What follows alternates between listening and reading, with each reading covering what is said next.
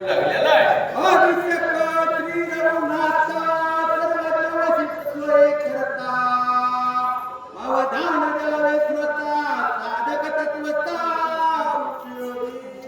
बघा या ठिकाणी असणाऱ्या गावा काका सांगत आहे प्रभू रामचंद्राच्या गादी अभिषेकाची कथा आहे.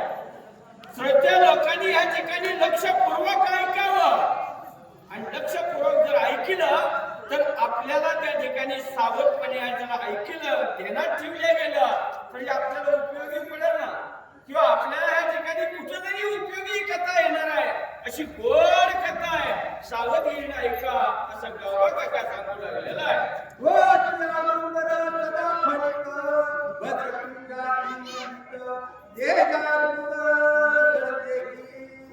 जसं या ठिकाणी आपल्या वसंतनगरीचं आता वातावरण कसं आहे तसं या ठिकाणी अयोध्या नगरीमधलं वातावरण अतिशय सुंदर होतं. अतिशय त्या ठिकाणी चम त्या ठिकाणी घरोघर त्या ठिकाणी असलेल्या अशी सजवलेली घरं होती. कारण आज रामाचा अभिषेक आहे. प्रत्येकाच्या मनाला आनंद वाटला गेला आणि उत्सवाने त्या ठिकाणी आपली सगळी नगरीच्या नगरी त्यांनी सजवून काढलेली होती.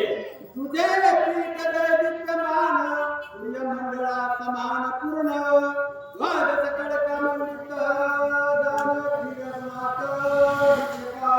बघा रामाचा अभिषेक करायचा आहे. जसं सूर्याचं तेज असावं तसं त्या अयोध्या नगरीचं तेज होतं.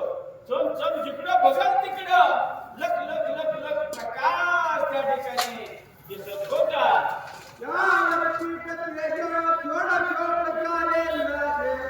चंद्र देखून क्या तुला दे घडी मार दे.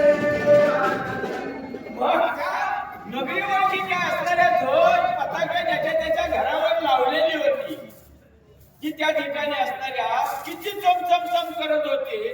चंद्राचं जसं तेज असावं ती चंद्र सुद्धा लज्जायमान झाल्या गेला. काय माझ्या तेजापेक्षा त्या अयोध्या नगरीच्या पताकाचं तेज दिसतंय म्हणून त्या ठिकाणी चंद्र सुद्धा लाजल्या गेला. एवढं दैदिप्यमान त्या अयोध्या नगरी सजवलेली होती म्हणून सांगितलं गेलं. यवं सूर्याग्नी चंद्रमा असन करे कांती रमा. या श्रीरामाचा महिमा काय या ठिकाणी असणाऱ्या त्या रामाचा महिमा वर्णन करण्याकरता अनेक त्या ठिकाणी असणाऱ्या सुरवर सुद्धा तटस्थ झालेले होते. कुणी या ठिकाणी वर्णन करावं तेवढं कमीच पडत आहे. एवढं दैदिप्यमान त्या ठिकाणी ते जे पुंज अयोध्या नगरीच्या नगरी सगळी लख लख लख लख करू लागलेली होती. पूर कचरट सांगून तुला जत कर्माची परिकर मग आज ह्या रामाला अभिषेक होणार आहे. सर्व आपली कर्म बाजूला सारली गेली. रोजची जी आपली जी काही कर्म करायची ती प्रत्येकाने आपली बाजूला ढकलली गेली आणि त्या रामाच्या अभिषेकाचा सुखसोहळा बघण्याकरता तिथं गर्दीच्या गर्दी झाली म्हणून सांगितलं गेलं. हे मकुंभच काम शत दीर्घ वसंडे वृषभ घेत स्वत सुवर्ण बंगार शायुक्त त्रिमंडित अभिषेका.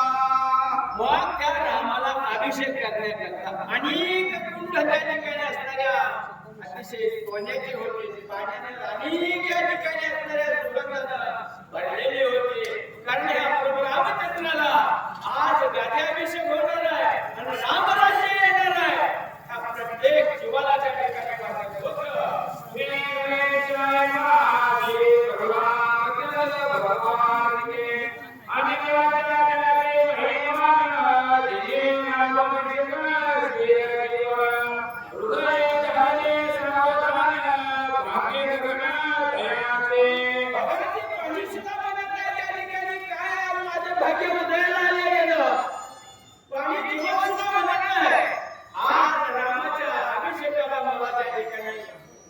जाता आले गेलं किंवा रामाच्या सेवेमध्ये मी उपयोगाला आले गेलो.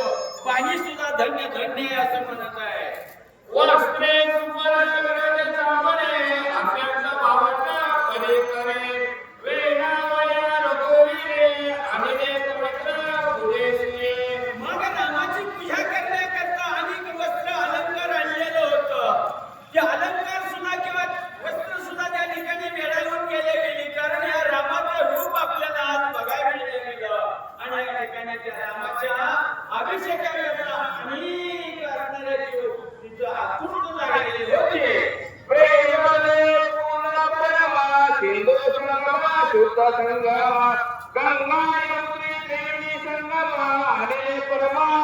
इंद्रदळे. मग त्या ठिकाणी समुद्राचं पाणी आणलेलं होतं, नद्यांचं पाणी असणाऱ्या गंगेचं आणलं होतं, यमुनेचं आणलं होतं, सरस्वती नावाच्या नदीचं आणलं होतं. आणि ती पाण्यानं या रामाला अभिषेक करायचा आहे. ती वशिष्ठ गुरुनी सगळीच्या सगळी जी लागणारं साहित्य सगळं गोळा करून आणलेलं होतं. सप्त धातू ते शोधिता ते करले तृप्त कुश तृप्त मृतिका तृप्त ऋषी आले ऐकार होते अभिषेकी. मग त्या ठिकाणी असणाऱ्या सात धातूच्या ठिकाणी आणलेलं होतं, सप्त नद्याचं पाणी आणलेलं होतं आणि जी लागणारी वस्तू सगळी त्या ठिकाणी वशिष्ठ गुरांनी गोळा केलेली होती. संकल्प विकल्प पापिता चैतन्य प्रभवे वेगयुक्त मनोवेगात जाणूया जाता जायचा वायुगता तुपेला. मग या ठिकाणी मनाचा वेग, मनाच्या वेगाने त्या ठिकाणी सगळं या ठिकाणी कार्य केलेलं होतं. कारण या रामचंद्राला गादी अभिषेक करायचा आहे म्हणून